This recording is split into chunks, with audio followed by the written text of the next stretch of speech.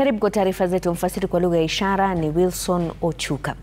Tunaanza katika Wizara ya Afya ambayo imethibitisha upungufu wa chanjo muhimu kama BCG ya kifua kikuu na chanjo ya polio kwa watoto humu nchini.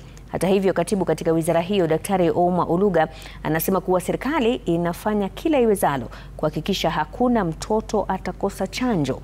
Emily Chebet na taarifa zaidi.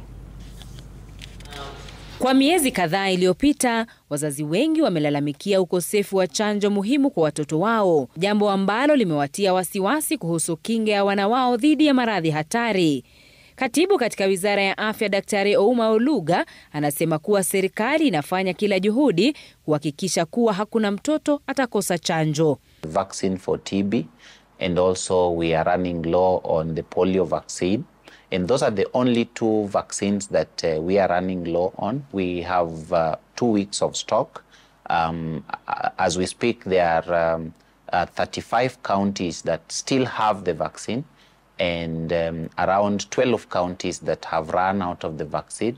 Kulingana na Oluga, Kenya haijaagiza chanjo kwa zaidi ya mwaka moja kwa sababu ya changamoto za kimataifa za usambazaji wa chanjo. There is still some global supply chain challenges, particularly with also rotavirus, and several countries have already sounded a concern.